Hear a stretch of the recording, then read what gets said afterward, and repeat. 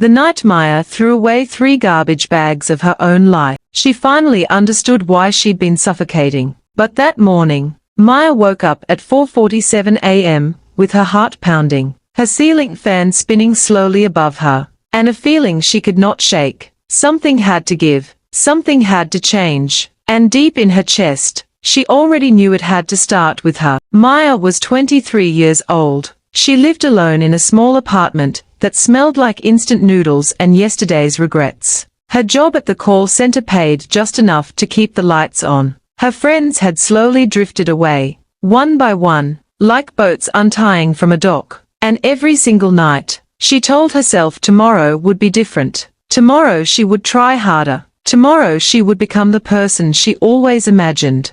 But tomorrow kept becoming today, and today kept becoming nothing. That Tuesday changed everything. She sat up in bed, grabbed the old notebook she kept on her nightstand, and she wrote 3 words. Just 3. She wrote them slowly, pressing the pen hard into the paper like she was making a promise to herself. She wrote, "I am enough." She stared at those words for a long time. Then she got up, put on her shoes, and went for a walk in the dark.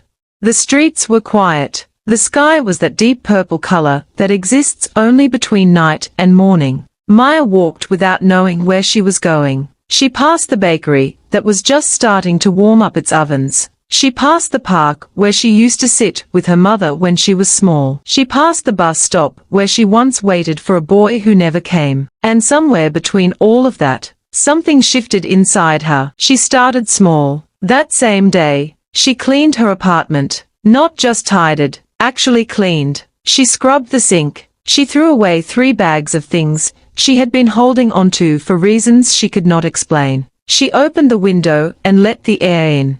It sounds simple. It was not simple. For Maya, that day felt like lifting something enormous off her own chest. Weeks passed. Maya started waking up earlier, not because someone told her to, not because she read some article about morning routines. She did it because the quiet morning hours felt like they belonged to her alone. No noise, no pressure, just her and that purple sky and the sound of her own breathing. She started writing more in her notebook. Pages and pages. Some of it was messy and painful and made no sense. But she kept going. She wrote about her mother. She wrote about loneliness. She wrote about the version of herself she had buried somewhere along the way. Then one evening, something unexpected happened. Her neighbor knocked on her door. An older woman named Bea, who Maya had barely spoken to in 2 years of living next to each other. Bea was holding a plate of food. She said she had made too much. She said she heard Maya moving around more lately, and it made her happy, because for a long time the apartment had been so quiet she worried. Maya stood in her doorway and cried.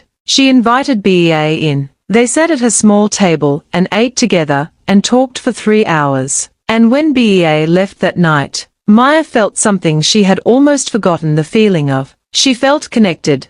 That connection became the thread she pulled on. She signed up for a writing class at the community center. She was terrified walking in the first day. Her hands were shaking. She almost turned around twice. But she sat down, opened her notebook, and when the teacher asked everyone to write 1 true sentence about themselves, Maya wrote without thinking.